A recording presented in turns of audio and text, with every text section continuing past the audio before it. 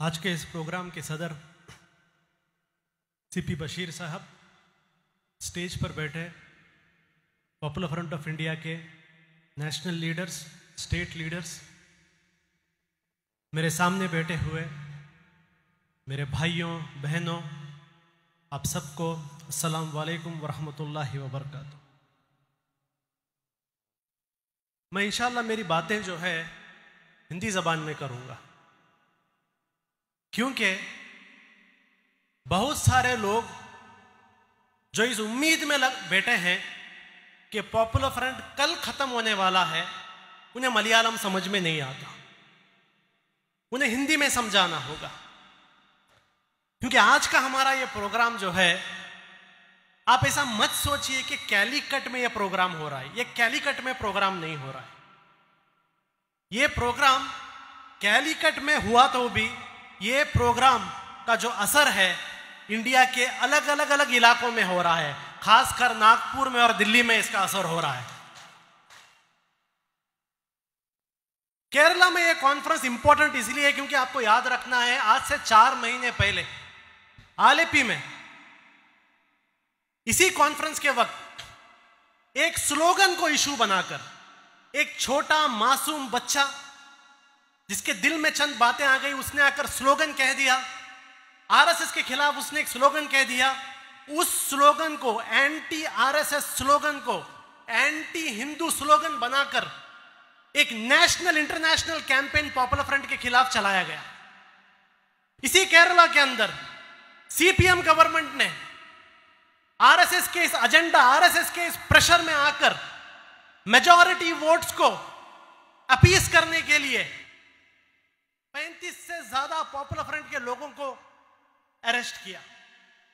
पूरे केरला में अलग अलग ऑफिसेस के अंदर रेड्स हुए। पूरे इंडिया के नेशनल मीडिया में प्राइम टाइम में कहने लगे कि पॉपुलर फ्रंट जहां शुरू हुआ था केरला में, वहीं पर पॉपुलर फ्रंट प्रॉब्लम में है, पॉपुलर फ्रंट के लीडर्स जेल में हैं, पॉपुलर फ्रंट के ऑफिसेस में रेड हो रहा है, popular front finish, popular front खत्म हो गया। उसके बाद बिहार में बिना किसी एक वजह के 24 पॉपुलर फ्रंट ऑफ इंडिया के मेंबर्स का नाम एक फेक केस में डाला गया। एक फेक केस में तेलंगाना के अंदर 20 से ज्यादा पॉपुलर फ्रंट मेंबर्स के ऊपर यूएपीए केस डाला गया। और बहुत सारे लोग प्राइम टाइम में बैठकर, न्यूज में बैठकर बहुत खुश हो रहे थे कि पॉपुलर फ्रंट केरला में खत्म, पॉपुलर फ्रंट बिहार में खत्म, पॉपुलर फ्रंट तेलंगाना में खत्म, पॉपुलर फ्रंट पूरे इंडिया में खत्म।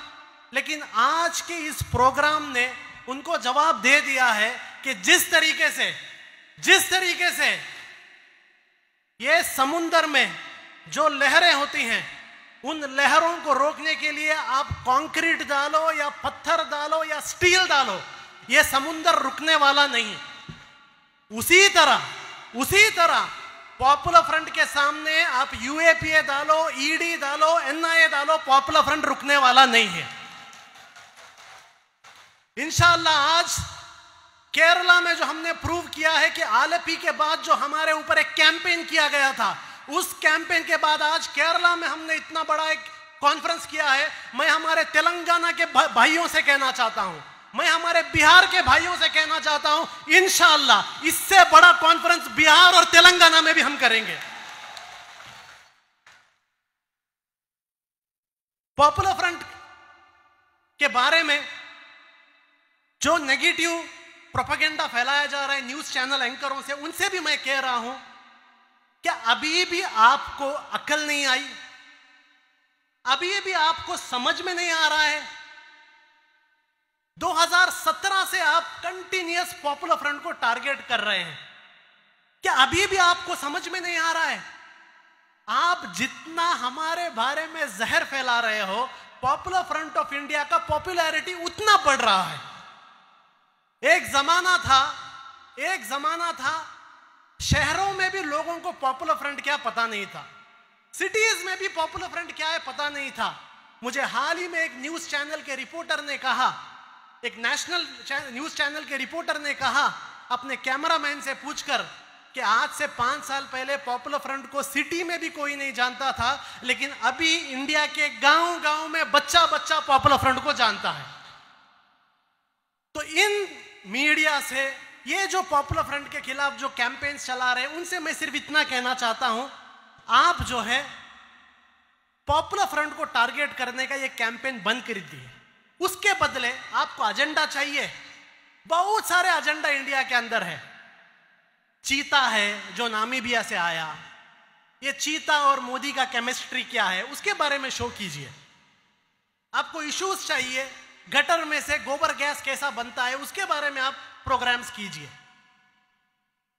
चाइना को किस तरीके से इंडिया का जमीन ये नरेंद्र मोदी गवर्नमेंट दे रही है उसके बारे में प्रोग्राम कीजिए। रेडार से किस तरीके से मोदी ने इंडिया को बचाया उसके बारे में आप प्रोग्राम कीजिए। क्योंकि पॉपुलर फ्रंट के बारे में प्रोग्राम कर कर कोई रिजल्ट नहीं मिल रहा है आपको, और इंशाल्लाह आगे कोई रिजल्ट मिलने वाला भी नहीं है। देखिए, ये जो आज हमारा कैंपेन है, ये जो कॉन्फ्रेंस है, सेव द रिपब्लिक नाम का एक कैंपेन जो पॉपुलर फ्रंट ऑफ इंडिया ने 26 जनवरी को कन्याकुमारी से शुरू किया था। देखिए, पॉपुलर फ्रंट को जो लोग जानते हैं, जो पॉपुलर फ्रंट को स्टडी करते हैं, वो लोग एक बात जानते हैं कि पॉपुलर फ्रंट शुगर कोटेड बात नहीं करता। हम ये शुगर कोटेड, चॉकलेट, ऐसे मीठे मीठे बातें हम नहीं करते। जो है वो हम बोलते हैं, जो सच है वो हम सामने रखते हैं। हमें अगर एक कैंपेन करना था तो कोई शुगर कोटेड जोड़ो तोड़ो इस तरीके का कैंपेन हमें नहीं करना है। हमें डायरेक्ट कैंपेन करना है। इंडिया के अंदर डायरेक्ट प्रॉब्लम क्या है उस प्रॉब्लम को एड्रेस करना है। ऐसे एक टाइम पर भी अगर आप इंडिया के प्रॉब्लम को डायरेक्ट एड्रेस नहीं करोगे तो कब करोगे? इंडिया में प्रॉब्लम सिर्फ मुसलमानों को नहीं है। इंडिया में प्रॉब्लम सिर्फ एक संगठन को नहीं है। इंडिया के अंदर प्रॉब्लम सिर्फ किसी एक कम्युनिटी, एक पार्टी को नहीं है। अगर इंडिया के अंदर जो प्रॉब्लम है, फ्यूचर में जो प्रॉब्लम आने वाला है, वो प्रॉब्लम इंडिया के रिपब्लिक को है, इंडिया के डेमोक्रेसी को है, इंडिया के कॉन्स्टिट्यूशन को है। ये बड़ा प्रॉब्लम है। मुसलमानों के बारे में बात करने की जरूरत नहीं। मुसलमान अपने बारे में खुद बात कर सकते हैं। कम से कम कॉन्स्टिट्यूशन के बारे में तो बात कीजिए, कम से कम रिपब्लिक के बारे तो बात कीजिए, कम से कम हमारे जो कॉन्स्टिट्यूशनल राइट्स हैं उसके बारे में तो बात कीजिए। ये चीज आवाम के सामने लेके जाने के लिए पॉपुलर फ्रंट ने ये कैंपेन किया। इस कैंपेन में हमने सीधा कहा कि इंडिया का थ्रेट क्या है और कौन लोग हैं जो इंडिया को टारगेट कर रहे हैं, और कौन लोग हैं ये टारगेट करने से कल इंडिया में क्या होने वाला। ये चीजों को हमने क्लियर किया इस कैंपेन में। इंडिया में बैठे वाला एक संघ परिवार जिसका एक आइडियोलॉजी है जिसको वो हिंदुत्व आइडियोलॉजी कहते हैं, आज से 20-25 साल पहले उस आइडियोलॉजी को कोई नहीं पसंद करता था। हिंदू धर्म के लोग भी हिंदुत्व को उन्होंने रिजेक्ट कर दिया था हिंदुत्व को। लेकिन आज हिंदुत्व को इंडिया का मेन स्ट्रीम आइडियोलॉजी बनाया जा रहा है, हिंदुत्व को नॉर्मलाइज किया जा रहा है। आप हिंदुत्व के बारे में क्रिटिसाइज करेंगे तो मीडिया चैनल्स कहते हैं देखो हिंदू धर्म को क्रिटिसाइज कर रहे हैं। कब से हिंदुत्व हिंदू धर्म हो गया? कब से आरएसएस का एक आइडियोलॉजी जो सावरकर के नाम एक शख्स ने जिसको प्रमोट किया था, कब उसका आइडियोलॉजी हिंदू धर्म का आइडियोलॉजी हो गया? यही काम 2014 से फुल फ्लेज में हो रहा है। इंडिया को चाइना की तरह, रशिया की तरह एक सिंगल पार्टी, एक रूल कंट्री बनाने की कोशिश की जा रही है। चाइना में आप ऐसा प्रोग्राम नहीं कर सकते, रशिया में आप ऐसा प्रोग्राम नहीं कर सकते, सीरिया में आप ऐसा प्रोग्राम नहीं कर सकते, क्योंकि वहां पर डेमोक्रेसी नहीं है, वहां पर सिंगल पार्टी रूल है। इजिप्ट में आप नहीं कर सकते, बहुत सारे डिक्टेटर कंट्री में आप नहीं कर सकते। और बीजेपी चाहती है, आरएसएस चाहती है इंडिया के अंदर भी जो ये डेमोक्रेटिक राइट्स है, इस डेमोक्रेटिक राइट्स को छीन लिया जाए ताकि इंडिया को भी चाइना के जैसा बनाया जाए, इंडिया को भी रशिया के जैसा बनाया जाए, इंडिया को भी जो है सीरिया के जैसा बनाया जाए। ये बीजेपी आरएसएस का टारगेट है। इस कैंपेन को, इस उनका जो एक प्रोपेगेंडा है, उस प्रोपेगेंडा को चैलेंज करने के लिए कैंपेन हमने बनाया है। नंबर 1, नंबर 2, ये साल बीजेपी ने, आरएसएस ने एक नया कैंपेन शुरू कर दिया था, आजादी का अमृत महोत्सव। सब लोगों ने बहुत अच्छी तरीके से उस कैंपेन में साथ दिया, लेकिन इस कैंपेन में आजादी के नाम पर बीजेपी असल एजेंडा क्या पुश कर रहा था? बीजेपी, आरएसएस असल एजेंडा यह पुश कर रहा था कि इंडिया के फ्रीडम स्ट्रगल का जो हिस्ट्री है, उस हिस्ट्री को चेंज करने की आरएसएस कोशिश कर रहा था। इंडिया के फ्रीडम स्ट्रगल में आरएसएस का जो जीरो रोल है, उस जीरो रोल को बदलकर पूरा का पूरा फ्रीडम स्ट्रगल का क्रेडिट लेने की आरएसएस कोशिश कर रहा था। हमने उस वक्त ये कैंपेन किया। इस कैंपेन में गांव गांव में जाकर, गली गली में जाकर हमने लोगों के सामने रखा, हमने आरएसएस को एक्सपोज किया।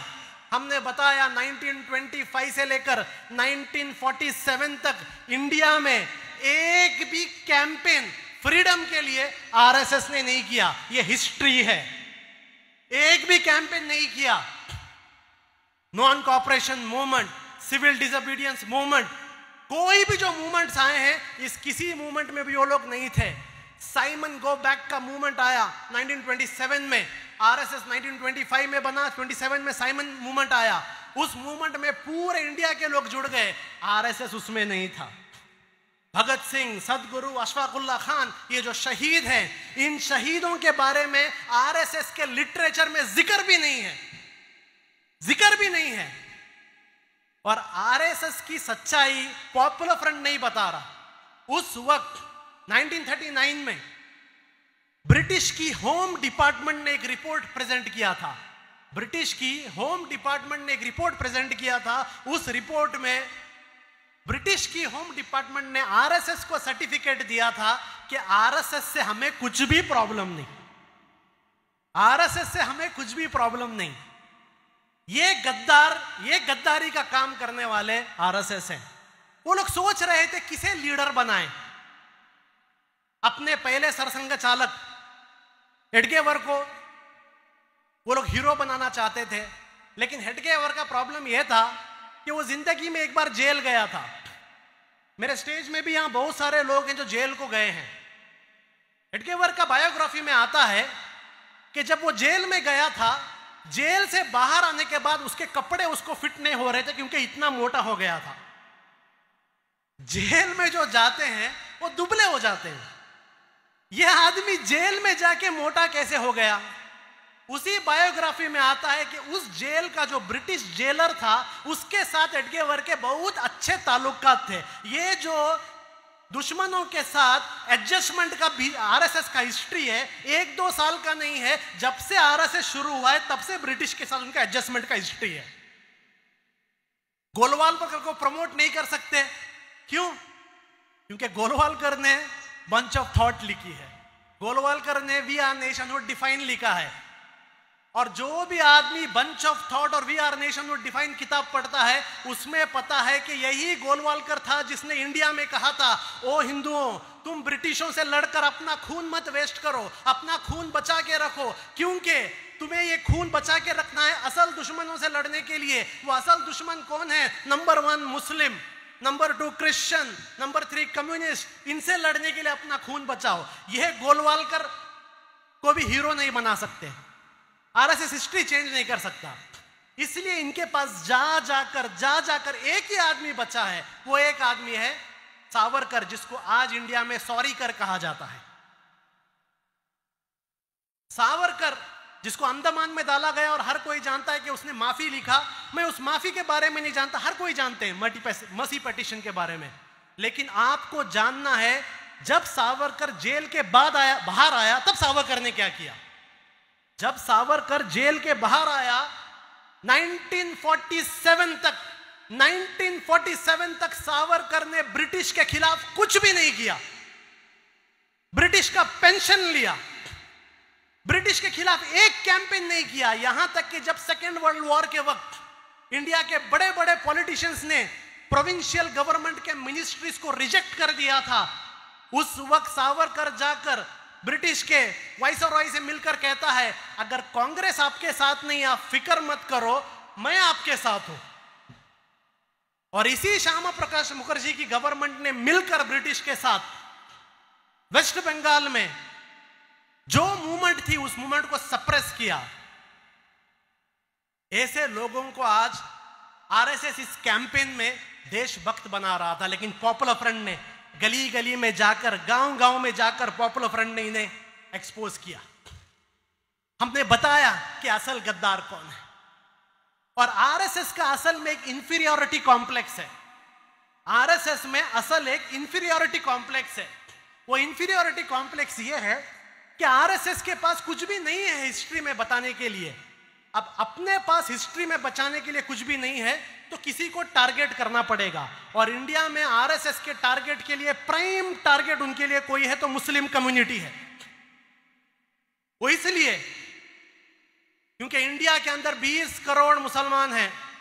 इन 20 करोड़ मुसलमानों को ना तो कत्ल कर सकते हैं, ना तो 20 करोड़ मुसलमानों को इंडिया से बाहर भेज सकते हैं। तो क्या करो? Demonise them, alienate them, harass them, oppress them, second class citizen बनाओ। यह गोलवालकर ने कहा था और आज वही चल रहा है इंडिया में। आज अफसोस अलग अलग कम्युनिटीज हैं, सारे कम्युनिटीज ने कहीं ना कहीं बीजेपी के साथ कॉम्प्रोमाइज कर दिया है। यूपी इलेक्शन में हमने देखा, 2019 इलेक्शन में हमने देखा, अलग अलग कम्युनिटीज ने अपने कम्युनिटी इंटरेस्ट को सामने रखकर बीजेपी के साथ कॉम्प्रोमाइज किया। अगर इंडिया में कोई एक कम्युनिटी थी जिसने बीजेपी के कम्युनल एजेंडा के साथ कॉम्प्रोमाइज नहीं किया तो इंडिया में मुस्लिम कम्युनिटी थी। मुस्लिम कम्युनिटी ने उनके साथ कॉम्प्रोमाइज नहीं किया, इसलिए हम प्राइम टारगेट हैं। वो प्राइम टारगेट की वजह से आज हम इंडिया में देख रहे हैं anything and everything that is Muslim is a crime. नमाज पढ़ना क्राइम, हलाल खाना क्राइम, हिजाब पहनना क्राइम, अजान क्राइम, मस्जिद क्राइम, हर चीज क्राइम। एक कम्युनिटी को टारगेट करने के लिए पूरी की पूरी गवर्नमेंट मशीनरी को इस्तेमाल किया जा रहा है। क्या है ये बुलडोजर? क्या है बुलडोजर? कितने आरएसएस वालों के घरों में बुलडोजर आए, कितने बीजेपी के घरों वाले में बुलडोजर आए? क्यों ये बुलडोजर सिर्फ मुसलमानों के घरों में आ रहे हैं? क्यों? गवर्नमेंट मशीनरी का मिसयूज है। क्यों यूएपीए सिर्फ मुसलमानों पे लगाया जा रहा है? कर्नाटक के अंदर एक वीक के अंदर, 1 वीक के अंदर 3 मर्डर हुए। मसूद, प्रवीण, फाजिल, 3 मर्डर हुए। मसूद के मर्डर में no compensation, no UAPA, no NIA. Fazil के मर्डर में no compensation, no UAPA, no NIA. Praveen के मर्डर में यूएपीए, एनआईए, कॉम्पेंसेशन, हैरेसमेंट, हर चीज। ये किसके लिए है रूल्स? एनआईए का काम क्या है आज इंडिया में? केरला में आई थी एनआईए निकाह को इन्वेस्टिगेट करने के लिए, लेकिन अभी एनआईए का रोल बदल गया है। अभी एनआईए का रोल क्या है? एनआईए को क्या काम दिया गया है? एनआईए का काम है एक 302 मर्डर केस को, एक 307 अटेम्प्ट टू मर्डर केस को, इन 153A केस को किस तरीके से टेरर केस में कन्वर्ट करें, यह टास्क एनआईए को दिया गया है।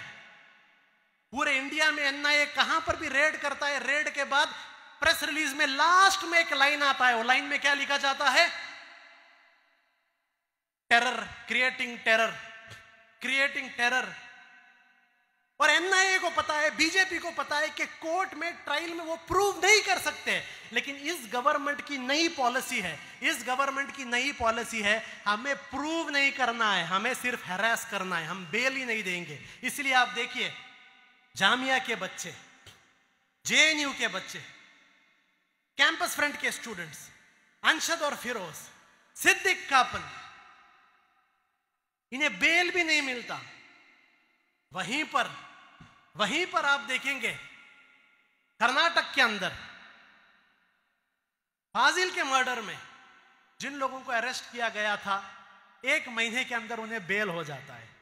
1 महीने के अंदर बेल हो जाता है, 1 महीने के अंदर वो बाहर आ जाते हैं, फ्री हो जाते हैं। बिल्किस बानो का रेप होता है, पूरी दुनिया शॉक में हो जाती है, उनको फ्री किया जाता है। पूरे दुनिया में एक आवाज उठती है, कोई केयर नहीं करता। असल में ये गवर्नमेंट मैसेज दे रहा है, असल में ये गवर्नमेंट मैसेज दे रहा है कि we don't care, we don't care. हम लोग एंटी मुस्लिम एक्टिविटीज को अब छुपाएंगे नहीं। आरएसएस का एजेंडा अभी हिडन नहीं है, पहले हिडन था। अभी आरएसएस का एजेंडा हिडन नहीं है, आरएसएस का एजेंडा ओपन है।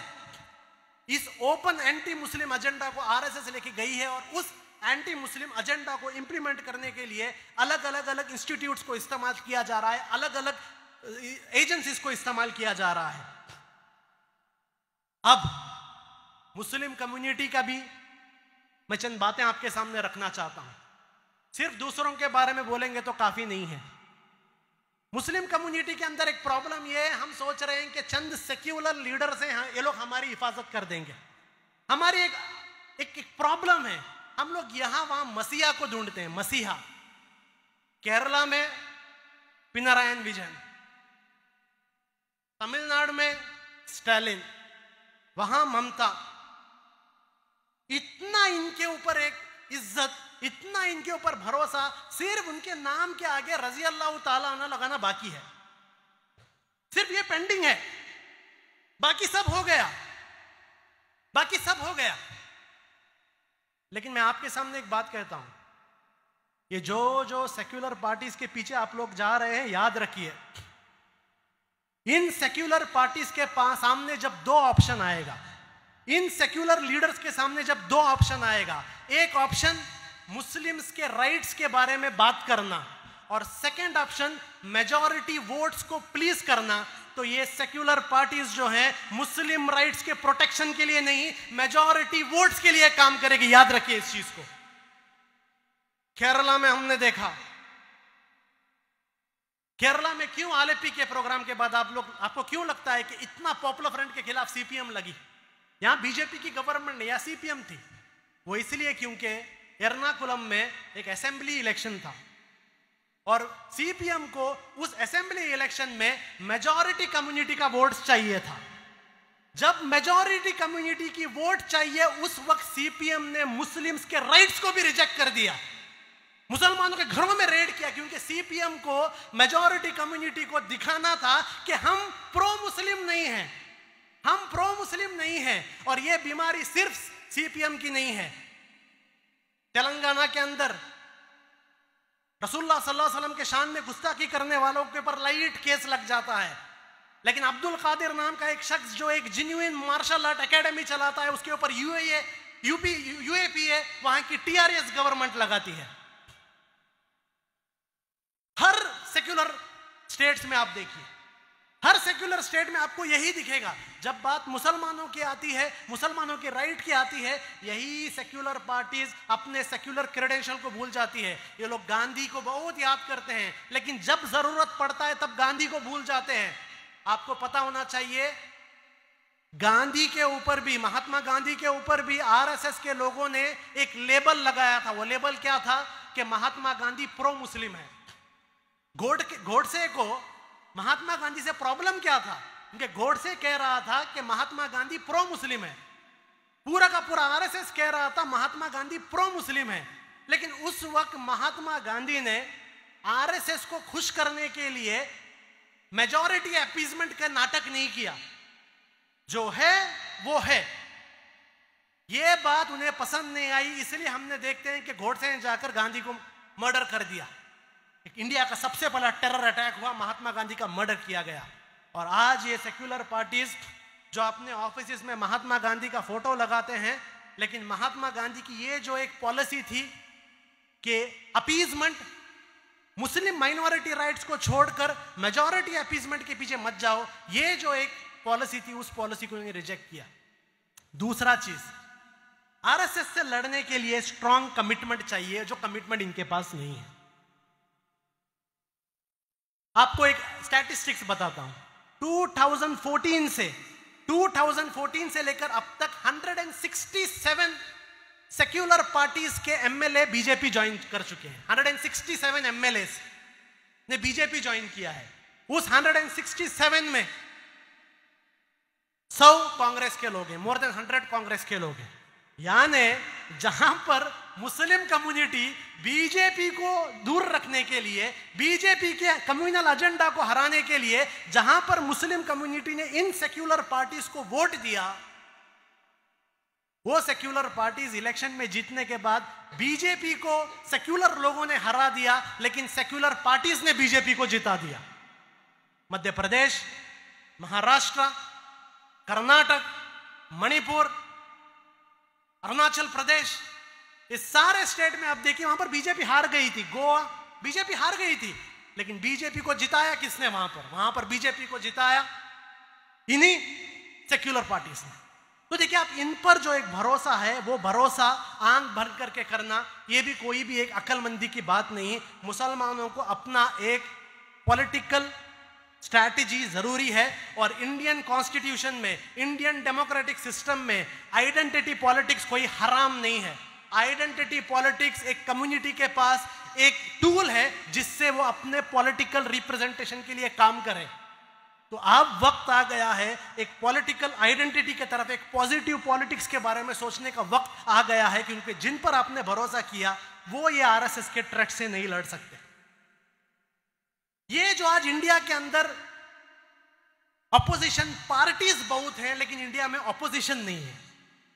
इंडिया में ऑपोजिशन पार्टीज बहुत हैं, लेकिन ऑपोजिशन नहीं है। इसलिए आज आरएसएस समझ रहा है इंडिया के अंदर आरएसएस के एजेंडा के लिए अगर सबसे बड़ा ऑपोजिशन कोई है तो वो पॉपुलर फ्रंट ऑफ इंडिया है। इसमें कोई दो राय नहीं। क्यों आरएसएस पॉपुलर फ्रंट को अपना ऑपोजिशन समझता है? क्यों आरएसएस को हमारे से इतना प्रॉब्लम है? उसके चंद रीजंस है, वो रीजंस मैं आपके सामने रखता हूं। आरएसएस का फुल एजेंडा खौफ, डर, फियर, इसके ऊपर है आरएसएस का एजेंडा। अगर फियर नहीं रहा तो आरएसएस का एजेंडा नहीं चलेगा। आरएसएस के एजेंडा में सबसे इंपॉर्टेंट एजेंडा फियर है। आरएसएस चाहता है कि फियर डालें, लेकिन जहां जहां पॉपुलर फ्रंट आता है वहां से फियर भाग जाता है। तो आरएसएस का जो ये फियर का एजेंडा है, उस फियर के एजेंडे को पॉपुलर फ्रंट डिमोलिश करता है। ये एक रीजन है। आरएसएस चाहता है कि इंडियन मुस्लिम कम्युनिटी एक अनऑर्गेनाइज्ड मुस्लिम कम्युनिटी हो। अभी आपने देखा आज नरेंद्र मोदी ने चीता लाया। चीता क्या करता है? चीता एक ऑर्गेनाइज्ड हिरनों पर अटैक नहीं करता।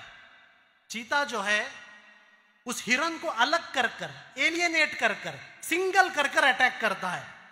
और आरएसएस हमेशा चाहता है कि मुस्लिम कम्युनिटी एलियनेट हो, डिवाइडेड हो, अनऑर्गेनाइज्ड हो, लेकिन पॉपुलर फ्रंट ने इस मुस्लिम कम्युनिटी को ऑर्गेनाइज कर दिया है। ये उन्हें बर्दाश्त नहीं। तीसरा चीज, वो चाहते हैं इंडियन मुस्लिम्स को कॉन्स्टिट्यूशन के बारे में पता ना चले, अपने राइट्स के बारे में पता ना चले। जिस दिन से पॉपुलर फ्रंट इंडिया के सीन में आया है, हमने इंडियन मुस्लिम कम्युनिटी को उनके लीगल राइट्स और उनके कॉन्स्टिट्यूशनल राइट्स के बारे में बताया है। और ये बात मैं पॉपुलर फ्रंट का जनरल सेक्रेटरी आपके सामने नहीं कह रहा हूं। पॉपुलर फ्रंट के बारे में 2 रिसर्च स्टडीज हुए हैं। 2 रिसर्च स्टडीज हुए हैं। पहला रिसर्च स्टडी ऑक्सफोर्ड यूनिवर्सिटी में एक पीएचडी स्कॉलर डॉक्टर एमरिच ने पॉपुलर फ्रंट पर किया है। उस ऑक्सफोर्ड के स्कॉलर ने पॉपुलर फ्रंट के बारे में क्या कहा कि पॉपुलर फ्रंट ऑफ इंडिया ने मुस्लिम्स को आइडेंटिटी के छोटे छोटे पॉलिटिक्स से बाहर निकालकर सिटीजन पॉलिटिक्स की तरफ लेके आए हैं। और रिसेंटली आईआईटी मद्रास में भी पॉपुलर फ्रंट के बारे में एक रिसर्च पेपर आया है, एशियन सर्वे जर्नल में आया है। अगर आप वो सर्वे पढ़ेंगे, आईआईटी का रिपोर्ट पढ़ेंगे, आईआईटी मद्रास के रिपोर्ट में आता है कि इंडिया में पॉपुलर फ्रंट ने मुस्लिम कम्युनिटी के अंदर लीगल प्रैग्मेटिज्म लाया है। ये जो चीज आरएसएस तोड़ना चाह रहा था, ये पॉपुलर फ्रंट ने लाया है। एक जमाने में हम कहते थे, आज ऑक्सफोर्ड यूनिवर्सिटी और आईआईटी मद्रास कह रहा है। ये पॉपुलर फ्रंट का कंट्रीब्यूशन है। आरएसएस चाहता है कि उनके एजेंडा के सामने कोई ना रुके, लेकिन पॉपुलर फ्रंट एक कल्चर को प्रमोट कर रहा है। वो कल्चर ये है कि अगर आपके सामने इनजस्टिस होता है तो खामोश नहीं रहना है, इनजस्टिस के खिलाफ बात करना है। ये जो एक बात करने का एक कल्चर, एक एटीट्यूड पॉपुलर फ्रंट ने शुरू किया है, इसलिए पॉपुलर फ्रंट से प्रॉब्लम है। और आखिरी चीज, पॉपुलर फ्रंट को वो लैंग्वेज आता है जो लैंग्वेज आरएसएस को समझ में आता है। हम उनके लैंग्वेज में बात करते हैं, हम शुगर कोटेड बात नहीं करते, हम आरएसएस को अपीस करने की कोशिश नहीं करते। हमारे मुसलमानों में चंद संगठन है, वो आज भी ये सोचे हैं कि आरएसएस सुधर जाएगा। आज भी हमारे अंदर ऐसे संगठन और लीडर हैं जो सोचे हैं कि आरएसएस को इफ्तार पार्टी में बुला के, ईद मिलन प्रोग्राम में बुलाकर, कम्युनल हार्मनी प्रोग्राम में बुलाकर आरएसएस सुधर जाएगा। लेकिन हमने समझ लिया है कि ये एक आइडियोलॉजी जो है, एक कैंसर की आइडियोलॉजी है, ये सुधरने वाले नहीं। आरएसएस का एक लैंग्वेज है, वो लैंग्वेज सिर्फ आरएसएस को पता था। हमने उस लैंग्वेज को इंटरप्रेट करना सीख लिया और अभी हम आरएसएस से उसी लैंग्वेज में बात करते हैं। इसलिए आरएसएस को हमारे से प्रॉब्लम है। और जब इतना बड़ा एक ऑपोजिशन आरएसएस के खिलाफ रुकेगा, आपको क्या लगता है, क्या वो हमें आसानी से काम करने देंगे? नहीं। पूरा मिशनरी को इस्तेमाल किया है पॉपुलर फ्रंट को खत्म करने के लिए, फुल मिशनरी। हर एजेंसी को सुपारी दिया गया है, कॉन्ट्रैक्ट दिया गया है पॉपुलर फ्रंट को खत्म करने के लिए। लेकिन ये सारे प्रॉब्लम्स को फेस कर कर भी हर दिन हम लोग आगे जा रहे हैं। वो इसलिए क्योंकि उर्दू में एक शेर है, फानूस बनकर जिसकी हिफाजत हवा करे, फानूस बनकर जिसकी हिफाजत हवा करे, वो शम्मा वो जो क्या बुझे जिसकी हिफाजत खुदा करे। तो ये जो इतना सारा प्रॉब्लम से लोग क्रिएट कर रहे हैं, ये प्रॉब्लम्स का एक असर हम पर नहीं हो रहा है, हमारे ग्रोथ पर इसका असर नहीं हो रहा है। 2009 में इसी कैलिकट में पॉपुलर फ्रंट 3 स्टेट्स में था। 2009 में इसी बीच में जब हमने पॉपुलर फ्रंट को नेशनल मूवमेंट लॉन्च किया था, 3 ऑर्गेनाइजेशन में पॉपुलर फ्रंट थे। आज 20 से ज्यादा स्टेट्स में पॉपुलर फ्रंट ऑफ इंडिया है। यह हमारा ग्रोथ है। अब लास्ट ऑप्शन जो हमारे सामने वो लोग लेके आ रहे हैं, जो मीडिया में प्रमोट कर रहे हैं, पॉपुलर फ्रंट को बैन करो, पॉपुलर फ्रंट को शटडाउन करो, शटडाउन करो, पॉपुलर फ्रंट को बैन करो। मीडिया डिमांड कर रहा है पॉपुलर फ्रंट को बैन करो। क्या समझा है मीडिया ने? क्या पॉपुलर फ्रंट रेलवे स्टेशन में कोई चाय का दुकान है? क्या आप लोग बंद कर देंगे? ये कोई चाय का दुकान नहीं जिसको आप बंद करेंगे। ये इंडिया में एक डेमोक्रेटिकली इंडियन कॉन्स्टिट्यूशन के बाउंड्री में के अंदर रहकर लीगली काम करने वाली एक ऑर्गेनाइजेशन है।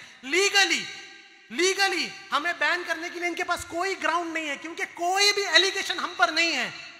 आप इंडिया में किसको बैन कर सकते हैं? आप इंडिया में उसको बैन कर सकते हो जो देश के खिलाफ काम करता है। और पॉपुलर फ्रंट के ऊपर आज तक ऑन रिकॉर्ड एक भी ऐसा इल्जाम नहीं है जो देश के खिलाफ है। टेरर ब्लेम लगाते, किस पर terror blame? Indresh Kumar popular front का एनईसी मेंबर नहीं है, याद रखिए। इंद्रेश कुमार जिसका नाम मालेगांव में आया था, जिसका एनआईए ने इंक्वायरी किया था, एटीएस ने जिसका इंक्वायरी किया था, चार्जशीट में जिसका नाम आया था, और अभी आरएसएस का जो प्रचारक शिंदे जिसने नांदेड़ में एफिडेविट में उसने बताया कि इंद्रेश कुमार की लीडरशिप में टेरर नेटवर्क आरएसएस में चल रहा है, वो इंद्रेश कुमार पॉपुलर फ्रंट का एनईसी मेंबर नहीं है, वो आरएसएस का एनईसी मेंबर है, याद रखिए। मालेगांव ब्लास्ट में कौन थे? आरएसएस था। केरला के अंदर कन्नूर में पुलिस के ऊपर क्रूड बॉम्ब डालने वाले कौन थे? आरएसएस वाले थे। किसके ऑफिस में बॉम्ब मिले? आरएसएस के ऑफिस में बॉम्ब मिले।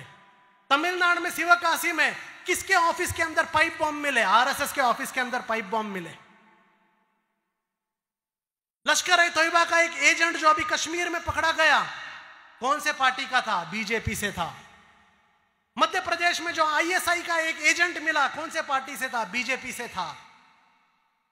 ये सारा क्राइम बीजेपी कर कर टेरर ऑर्गेनाइजेशन पॉपुलर फ्रंट हो जाता है क्या? फिर बोलते हैं आप लोग टेरर नहीं है तो आप क्रिमिनल हो। क्रिमिनल है? क्या क्रिमिनल काम किया है हमने?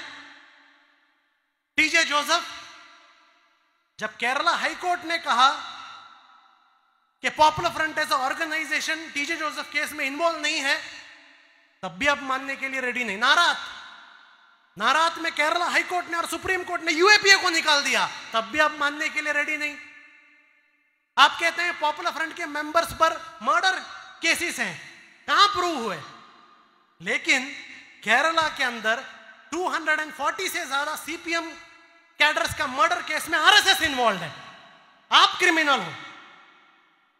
और मैं यहां पर लिबरल से भी कहना चाहता हूं, मैं यहां पर लिबरल्स और सेक्युलर से भी कहना चाहता हूं, यही लिबरल्स और सेक्युलर्स आकर कहते हैं नहीं पॉपुलर फ्रंट के ऊपर एलिगेशन है, हम पॉपुलर फ्रंट के साथ काम नहीं कर सकते। आप सीपीएम के साथ काम कर सकते हैं। वो सीपीएम जिस पर आरएसएस वर्कर और बीजेपी वर्कर और पॉपुलर फ्रंट वर्कर्स का मर्डर केसेस है, वो सीपीएम क्रिमिनल नहीं है।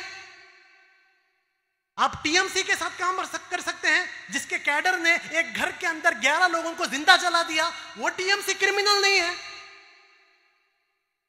कांग्रेस पार्टी के लोग अलग अलग स्कैम में मर्डर केसेस में इन्वॉल्व हैं, वो लोग क्रिमिनल नहीं है। पॉपुलर फ्रंट क्रिमिनल है। आपको असल प्रॉब्लम पॉपुलर फ्रंट से नहीं, आपको असल प्रॉब्लम यह है क्योंकि पॉपुलर फ्रंट एक मुसलमानों की बनाई हुई तंजीम है। यह आपको असल प्रॉब्लम है, यह आपको असल प्रॉब्लम है। यह पूरे ड्रामेबाजी है।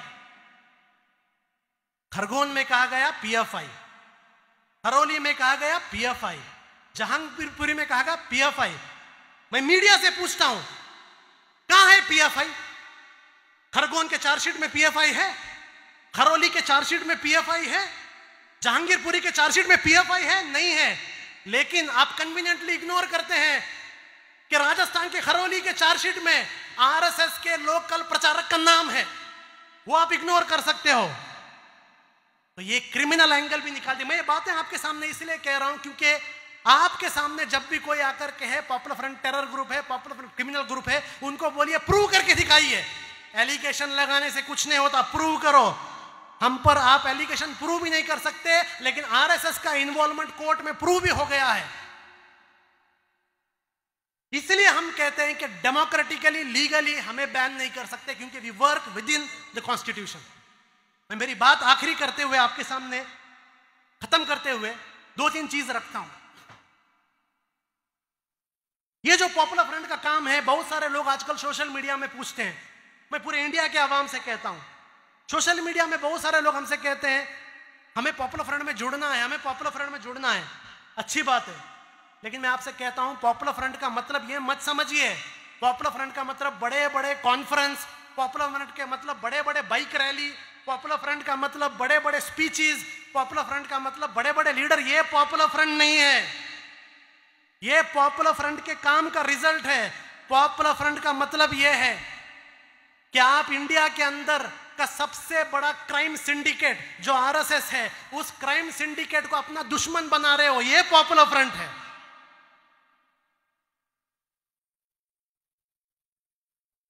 शान जो हमारा भाई केरला में था जिसने अपनी जान दी, वो पॉपुलर फ्रंट।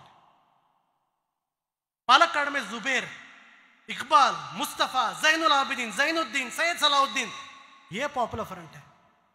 इतना आसान नहीं है पॉपुलर फ्रंट में जुड़ना। चंद लोग सोचते हैं हम पॉपुलर फ्रंट में जुड़ेंगे तो स्टाइल मिलेगा, बैक सपोर्ट मिलेगा। नहीं, मैं कुछ भी गारंटी नहीं दे सकता। पॉपुलर फ्रंट में जुड़ने में स्टाइल या पॉपुलर फ्रंट में जुड़ने से बड़ा बैकग्राउंड सपोर्ट कुछ नहीं मिलेगा। हाँ, क्या मिलेगा? पॉपुलर फ्रंट में जुड़ने में इतना मिल सकता है, हम ये गारंटी दे सकते हैं, आपकी करेज और आपकी बहादुरी का टेस्ट तो जरूर मिलेगा। ये हम गारंटी दे सकते हैं। पॉपुलर फ्रंट में अगर जुड़ेंगे तो इतना गारंटी हम आपको प्रूव कर सकते हैं कि आपका जो ये जोश है, ये जोश सिर्फ इमोशन है या कमिटमेंट है, ये प्रूफ हम लोग पॉपुलर फ्रंट में जुड़ने के बाद दे सकते हैं। जुड़िए पॉपुलर फ्रंट के साथ, लेकिन ये मत समझिए कि पॉपुलर फ्रंट मतलब कोई बच्चों का खेल है, पॉपुलर फ्रंट मतलब बड़े बड़े प्रोग्राम्स हैं, पॉपुलर फ्रंट का मतलब बड़े बड़े स्पीचेस हैं। ये पॉपुलर फ्रंट नहीं है, ये हमारा रिजल्ट है। पॉपुलर फ्रंट मतलब देश के लिए, मुल्क के लिए, संविधान के लिए हर कुर्बानी देने के लिए तैयार होना, यह पॉपुलर फ्रंट है। टीपू सुल्तान रहमतुल्लाह अलैह ने जो कहा कि शेर का एक दिन गीदड़ के 100 सालों से बेहतर है, यह पॉपुलर फ्रंट है। इसी मलबार के अंदर कुन्नी मोहम्मद हाजी ने कहा था कि जब अंग्रेज उन पर गोली मार रहे थे, मेरे आंखों से कपड़ा निकालो, मुझे अंग्रेज के गोली को देखना है, यह पॉपुलर फ्रंट है। तो पॉपुलर फ्रंट में जुड़ना मतलब बच्चों का खेल नहीं है। पॉपुलर फ्रंट में जुड़ना मतलब Indian constitution, Indian social fabric, Indian secular system और इंडिया के अंदर जो एक राइट्स हैं, उस राइट्स को प्रोटेक्शन की जिम्मेदारी लेना है। देश के लिए कुछ भी करने के लिए रेडी होने का एक संगठन पॉपुलर फ्रंट है, एक मजाक का संगठन नहीं है। और आखिरी बात, मैं अब आवाम से कहता हूं, यह काम जो पॉपुलर फ्रंट कर रहा है सिर्फ पॉपुलर फ्रंट करने का काम नहीं, हर कोई करने का काम है। इंडिया में आज ऐसा एक सिचुएशन है, आप घर के अंदर बैठ के सोशल मीडिया में एक कमेंट या लाइक करने से आप सिचुएशन चेंज नहीं कर सकते। बहुत सारे लोग हमसे आके कहते हैं हम दिल से पॉपुलर फ्रंट के साथ हैं, हमें भी पता है दिल से हमारे साथ हैं, लेकिन एक वक्त ऐसा आता है जब अपने कंफर्ट जोन से बाहर निकलना पड़ता है। सिर्फ दिल से पॉपुलर फ्रंट को सपोर्ट करना काफी नहीं, जबान से भी करना जरूरी है, जबान से भी करना जरूरी है।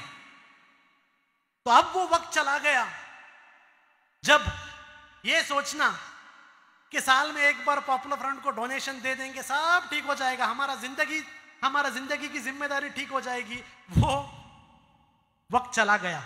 वो नॉर्मल टाइम्स में था। अभी जब एक इंडिया को, एक डेमोक्रेटिक कंट्री को एक फैसिस्ट स्टेट बनाने की कोशिश हो रही है, ऐसे टाइम पर घर के अंदर एसी रूम में बैठकर एक्टिविज्म नहीं चलेगा। अब आपको पॉपुलर फ्रंट के साथ कंधे से कंधा मिलाकर बाहर आना पड़ेगा। मेरी बात खत्म करते हुए मैं एक सवाल आपके सामने रखकर मेरी बात खत्म करता हूं। पॉपुलर फ्रंट आपके सामने एक सवाल रख रहा है, हिस्ट्री को आपको आंसर देना है। इंडियन सोसाइटी को, हिस्ट्री को एक आंसर देना है। वो आंसर क्या है? जब 2014 के बाद इंडिया में डेमोक्रेसी को खत्म करने की कोशिश की जा रही थी, इंडिया के संविधान को खत्म करने की कोशिश की जा रही थी, इस वक्त में जब अपोजिशन अपना काम नहीं कर रहा था, उस वक्त ये जो हमारे देश के डेमोक्रेसी को खत्म करने वालों को किस तरीके से डेमोक्रेटिकली रेजिस्ट करें, ये बात जब पॉपुलर फ्रंट लोगों के सामने रख रहा था, उस वक्त आप क्या कर रहे थे? उस वक्त आप क्या कर रहे थे? आज से 30-40 साल बाद हिस्ट्री आपसे पूछने वाला है कि उस वक्त आपने क्या किया। उस वक्त सिर्फ आपने दिल के अंदर अपनी ख्वाहिशात को रखी, या उस ख्वाहिशात को दिल से बाहर निकाल के अपने जबान और अपने हाथों और पैरों तक लेके आकर आप इंडिया के डेमोक्रेसी को बचाने के लिए आपसे जो हो सकता है आपने किया? ये एक बहुत बड़ा सवाल है जिसका जवाब इंडियन सोसाइटी को हिस्ट्री में देना है। ये सवाल मैं इंडियन सोसाइटी के सामने रखकर अपनी बात को खत्म करता हूँ। वाखिर दाना अल्हम्दुलिल्लाहि रब्बिल आलमीन। अस्सलाम वालेकुम।